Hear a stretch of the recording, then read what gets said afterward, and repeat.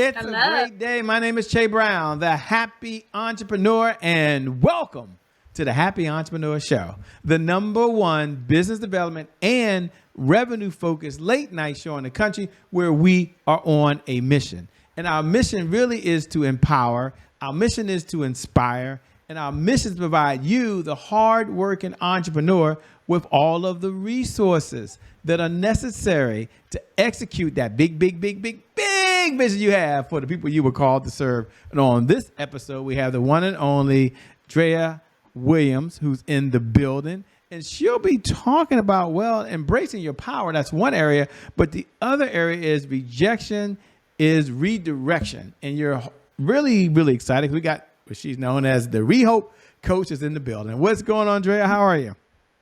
Hello. How are you? I'm doing Good, great. I'm good. doing well.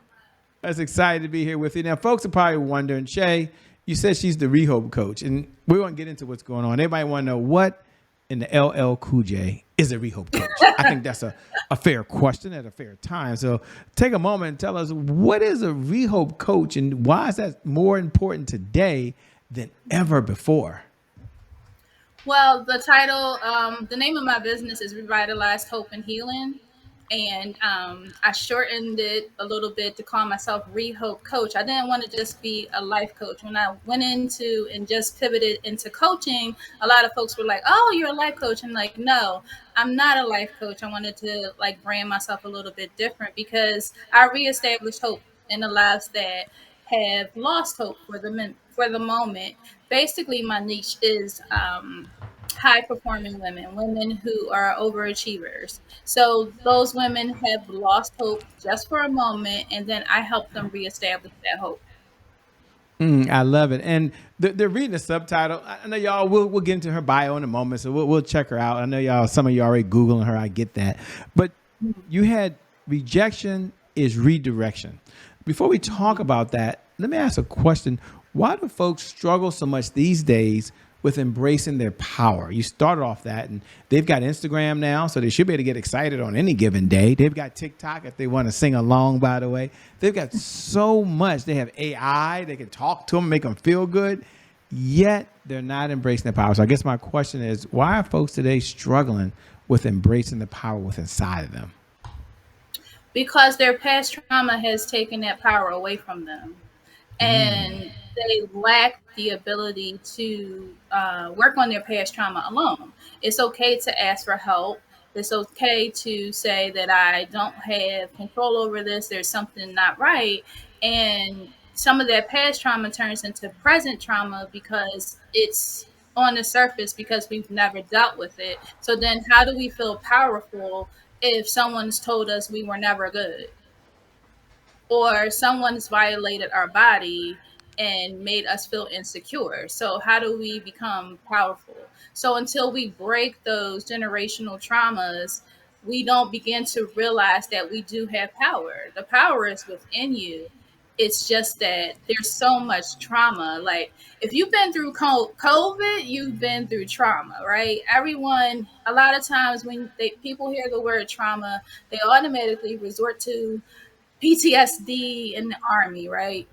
But trauma is basically the environment that you live in, the experiences that you have dealt with, and us as a culture we have experienced a lot of trauma specifically, and that's called complex trauma because we have lived in environments where things happen over and over and over again repeatedly, or we're born into things that we just can't help, right? So if our mother was traumatized, like just with an environment that wasn't safe, living in a neighborhood that wasn't secure, she walked around with a whole bunch of anxiety, then she's carrying us in utero. Guess what? We are more highly subjected to the chances of having anxiety once we grow up, right? But then add on to the fact that when we are growing up, we're actually in living in an environment that is anxiety provoking, just with the folks that's in the household and outside, then guess what? we probably will end up with some anxiety. So complex trauma is all around. That's something that is repeatedly, happening to us. And I can further go into that because trauma is my thing. But I really like to hone into the trauma aspect because for real, trauma is the thing that holds us back. All of us as human beings, it holds us back. That first time you were rejected on the playground at 5 years old, right? That's made you not feel comfortable as an adult applying for certain jobs, going certain places, because you feel like you're not good enough. It's going to take you back to those other moments because from that moment, other moments, occurred down the line. And now they might treat me the same way I was treated since I was a young child. How can I stand up there and ask for this or apply for that? They're going to tell me no, or they're going to say I'm not good enough, or that one no to that resume means that every time I apply for a job like this at another company, guess what? They're going to say I'm not qualified. And for the person that's listening, it's like, I'm all in, Shay. I'm hearing what she's saying. It's kind of like she's reading my diary right now or my journal. Just ask her up front, before we learn about who she is, what's one or two or three things that you could say to someone that you might share with someone now that could help them, that maybe trauma is doing exactly what you said it is. Now, ladies and gentlemen, this is a loaded question. Okay, y'all all at different places, different spaces. Some of you had therapy, some of you haven't. But if you could, Drea, just give them like, hey, here's one thing or two things or three things that I would recommend to someone or share with someone who's going through some things right now or some trauma that they had in their past is holding them back. What would you say to that person who's watching right now? Number one, you have to accept the trauma, right? So a lot of times our bodies chemically, our brain wise, our neurological systems are built as those so that we can move on in society and function. Our bodies will repress the traumatic experiences, right? So that we can cope, so that we can move forward, so that we don't always start off with a standstill, right? But it comes back up. So, first thing, you have to recognize that that's what's going on and address the trauma.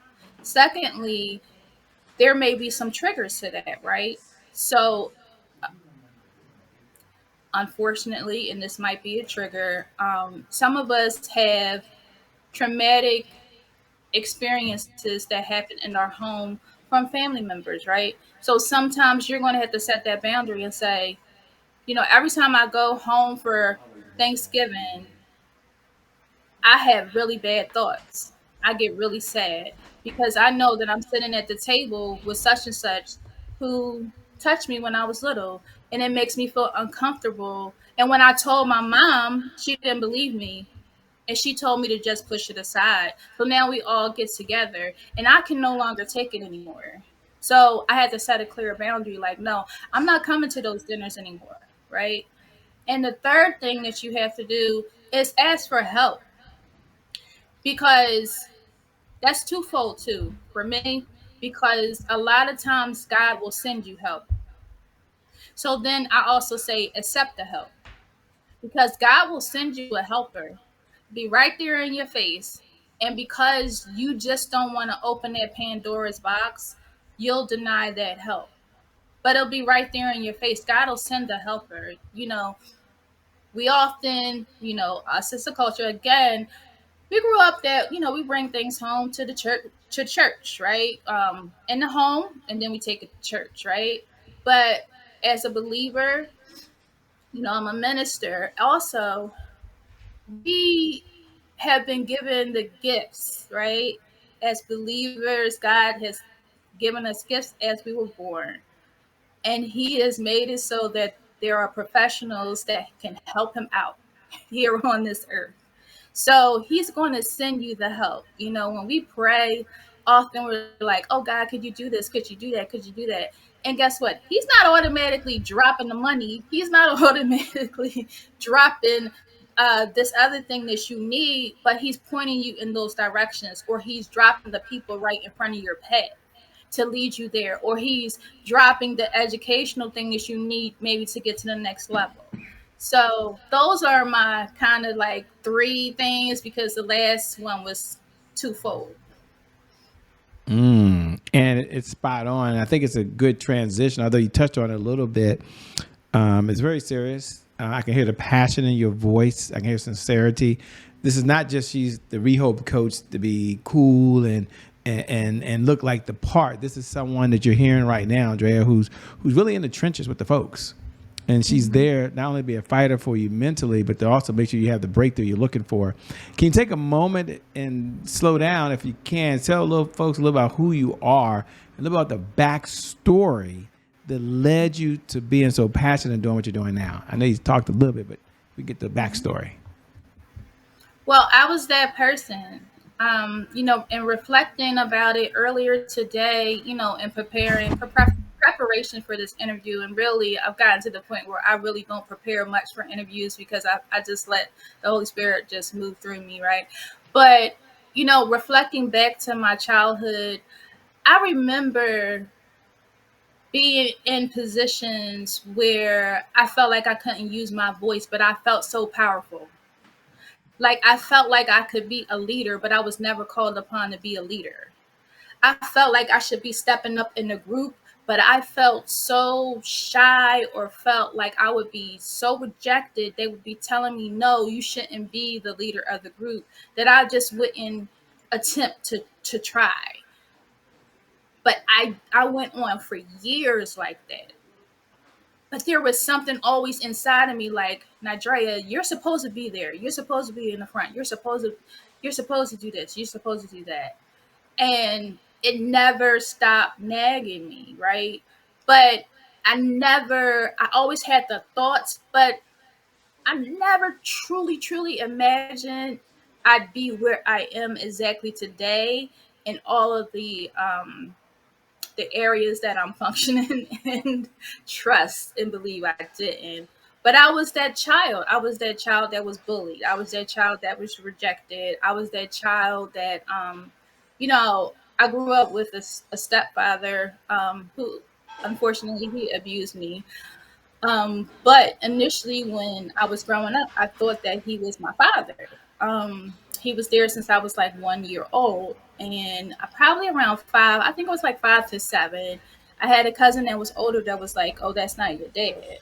And when I went to my mother to ask her about it, the first thing that she said was, "Yeah, he's not, and your real dad didn't want you anyway. He walked out of the hospital when you was born." And that stuck, right? But again, I'm that strong friend, I'm that strong person, so I tuck that so that I can function. But around pandemic, all of that stuff started to drum up, because I had been working from home virtually, running my business. I was really busy, but then I was like doing PRN work, and I kept getting all these women that had childhood trauma that was showing up in their adulthood, all these women, and I was just getting triggered. And then all of my stuff came up for me. So with that being said, one pivotal moment, this is just one of them.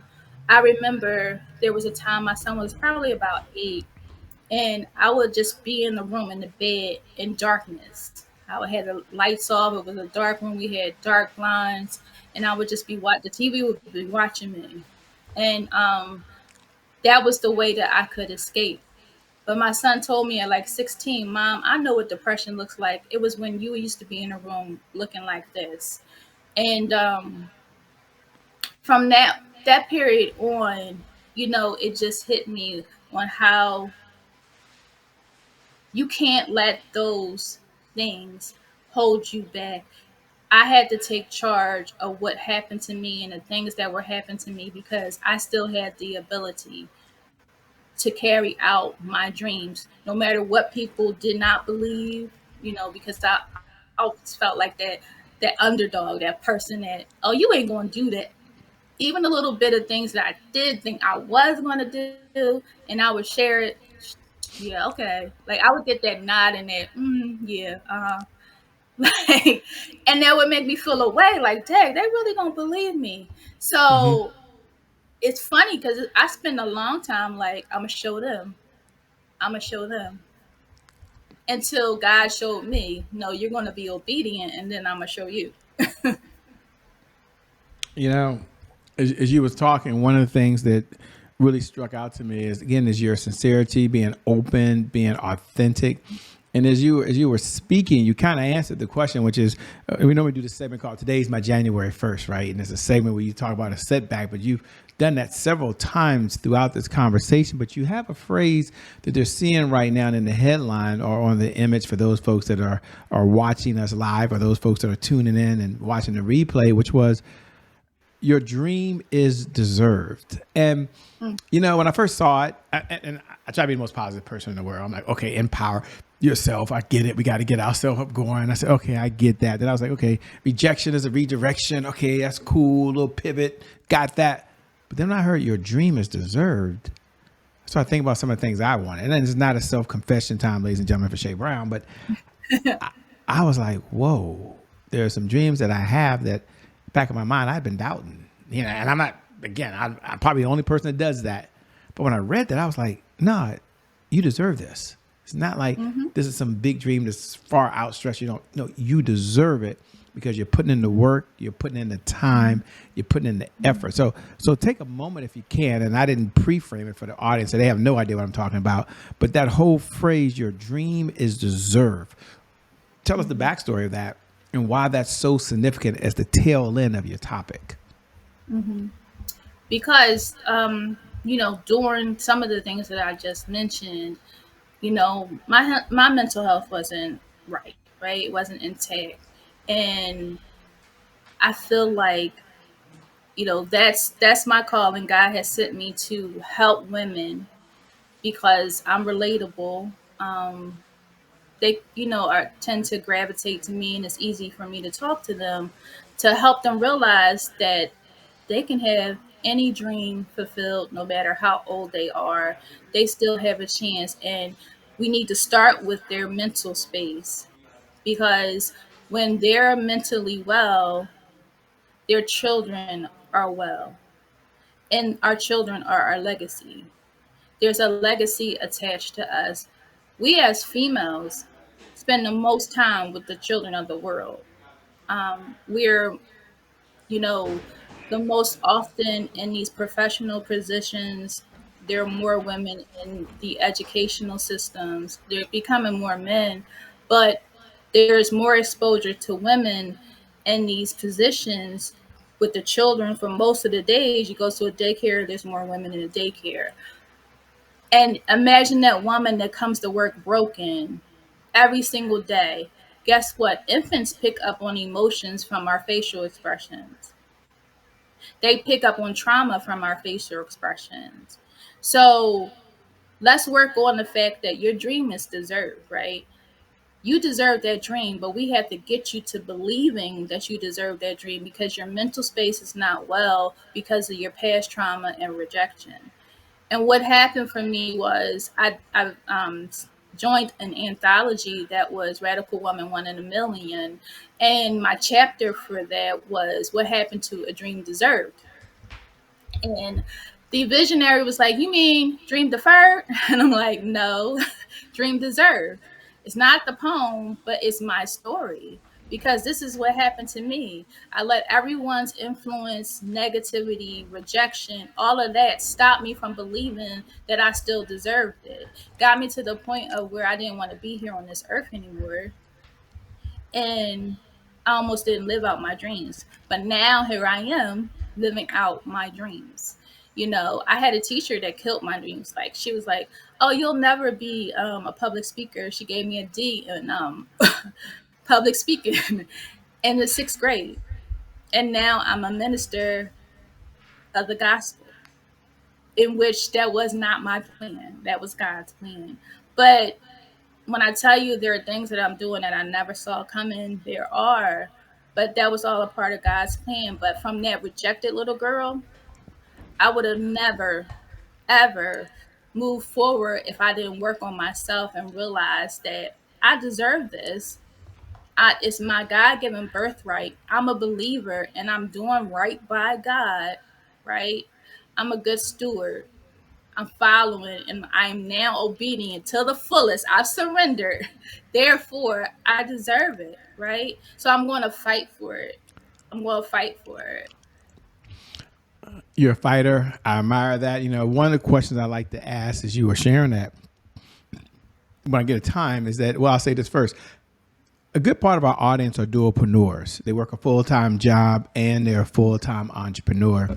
They might be wondering, wow, Shay, how does she juggle it all? What advice did you have for someone like me who's a mom or they're a dad or they're a husband or they're a wife or they're in a relationship or they're taking care of the kids or the kids have a schedule they got to adjust to or they're a caregiver or they're involved in the community like you are or in the faith community. Like, look, I've got a lot going on and you want me to deal with my own issues when everybody counting on me?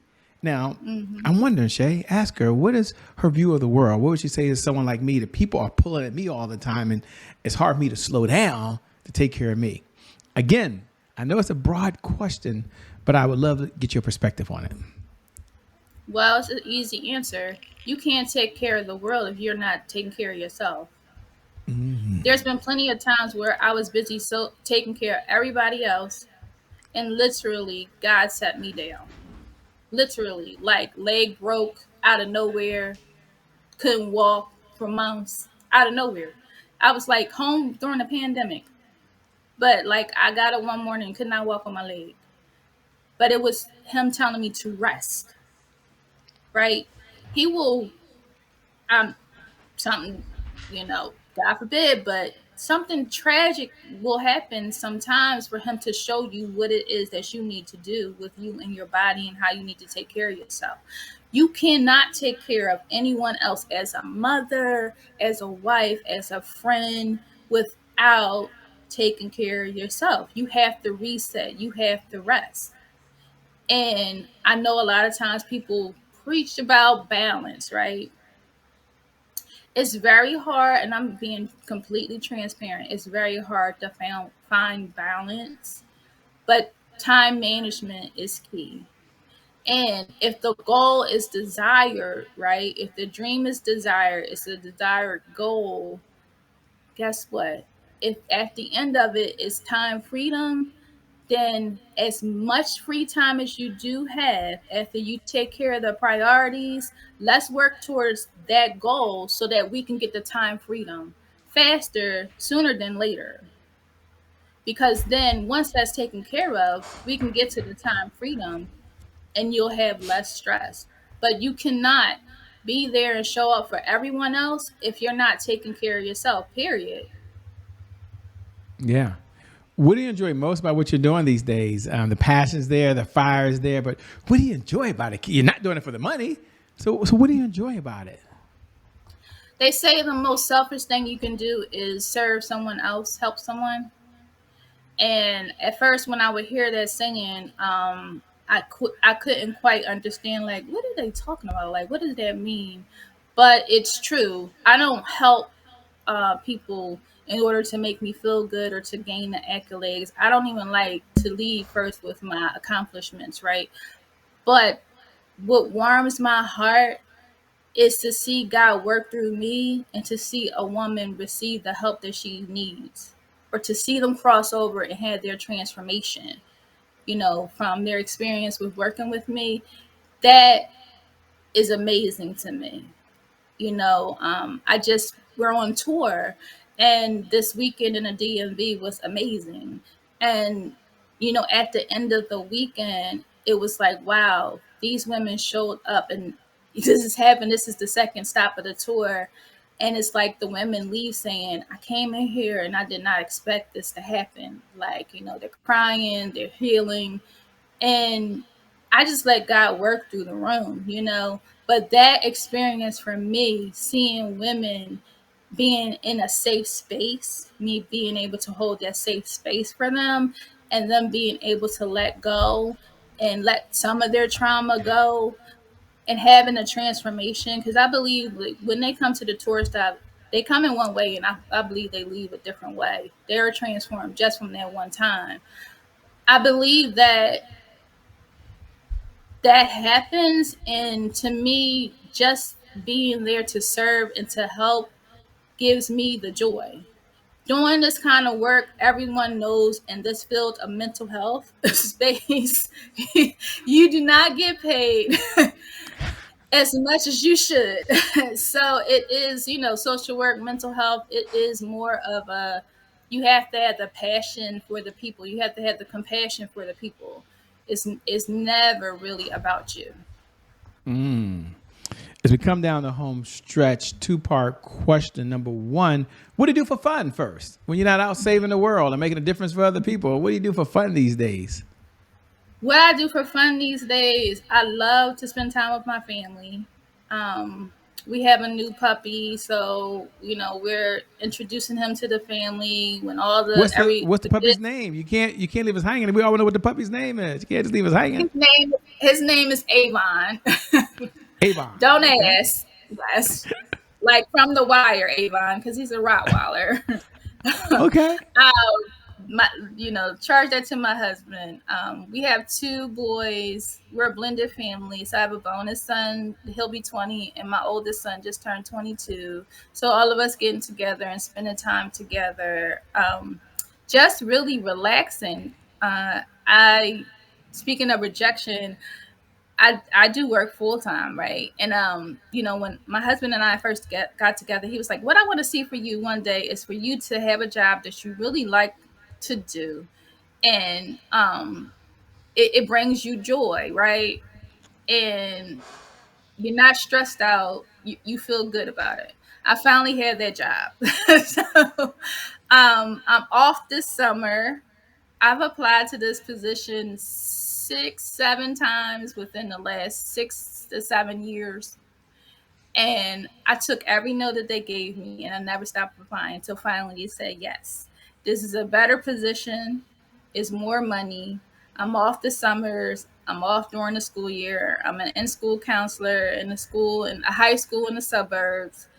And I've been resting. Like, when I tell you, this is the first time I can remember ever sleeping to 8 and 9 o'clock. Like, I've been resting. That's what I've been enjoying. But I love to travel. I love to travel and just spending time with family and friends. That's fantastic. Well, two-part question. Number one, what type of clients are you looking to work with these days? And number two, how can folks best connect with you? How can they stay in this conversation over and beyond the time that you and I have on this time? The kind of clients that I'm looking to work with are women that are motivated, right?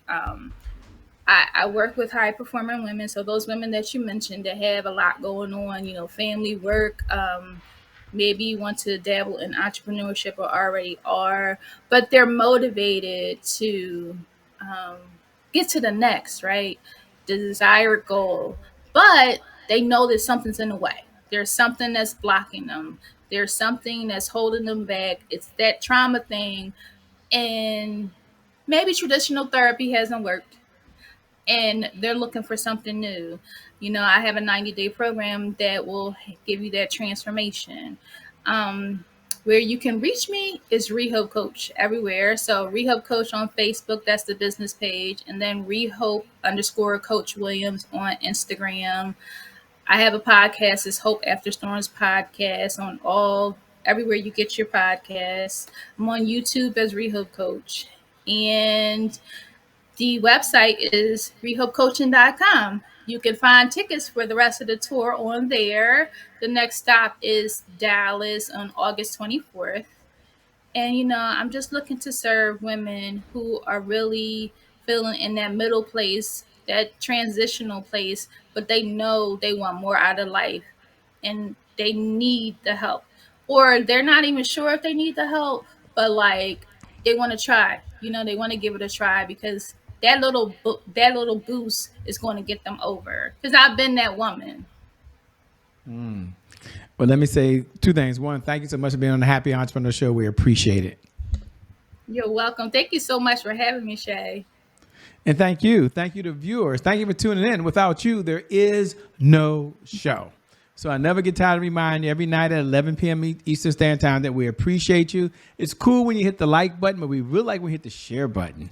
We hit that share button, and you pay this message forward to another community. I want to remind you that you, as you're watching right now, no matter what's going on in your life, you really are amazing. You're an awesome person. You're a game changer. You're a person who wants to make a difference in the world. And no matter what's happening, that today indeed is your January 1st. And because of that reason, I believe your best is still yet to come. They ain't seen it yet. Your best is yet to come. Your best is yet to come. With that being said, my name, it hasn't changed. It's still Che Brown, the Happy Entrepreneur. Make it a great day, everyone. And we'll make some good things out. We connect again next time. God bless. And we wish you success. Thanks a lot, Dre. We out of here. Peace, everybody. Bye-bye.